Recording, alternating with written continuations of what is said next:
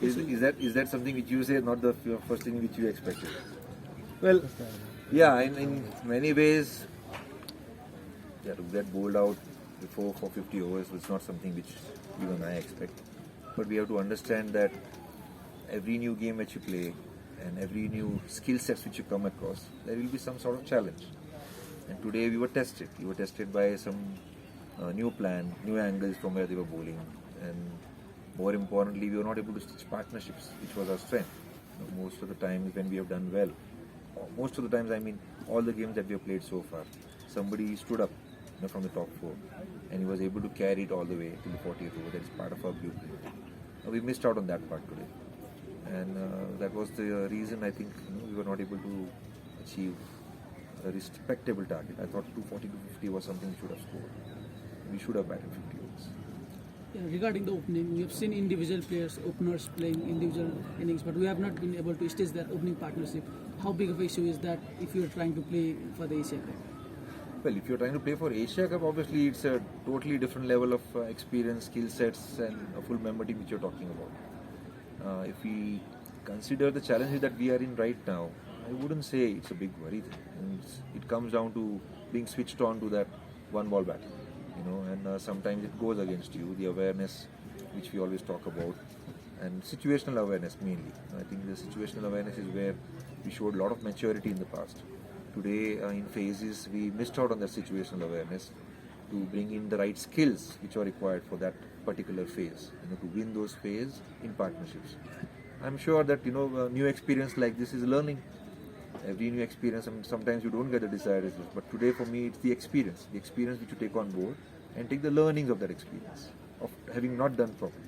So we struggled against the left armers, especially the Qatar teams were full of left armers. So how do you think the players can cope up going forward, especially in this side? Practicing more by facing them more. Left arm angles to the right-handers definitely is a different angle. So it comes down to practicing a little more. With our side armers also we try to do that. We have Ashutosh who bowls left arm with his sticks. And we have been using that angles as well to practice. Pratish is there in bowling, when he brings in and tests them sometimes.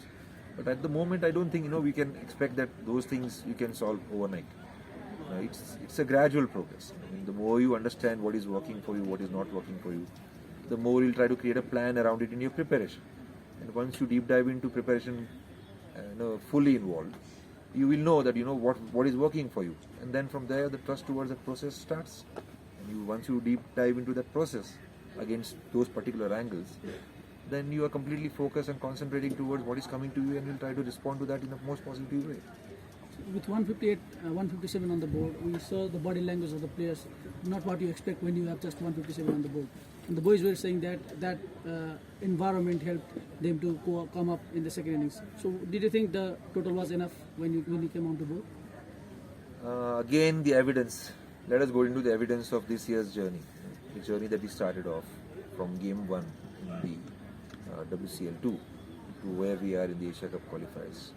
There are times when we have to bat first and we have defended scores. Today was a different score to defend, so we were walking to the unknowns. But the thing is a skill set. I think our boys believed in the fact that once they sneak through in the phase 1 power play, they will have an upper hand, and exactly that's what happened. Bowling partnerships we were able to see. We were able to see how Lalit was able to hold on from one end, and how Sandy was ensuring that he attacks from one end with his skills.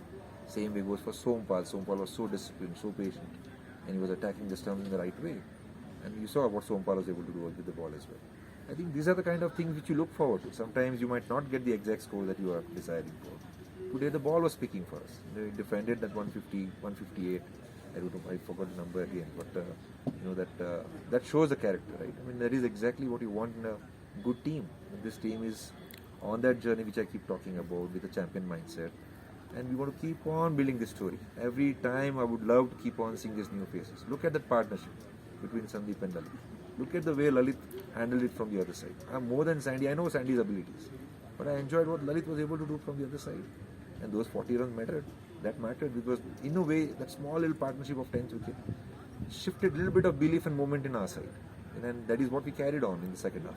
We used to speak about the one ball battles, and Lalit was facing that in practice today. So what were your expectations when you sent him into bat? Well, he's practicing for that. He's practicing for absorbing from one end.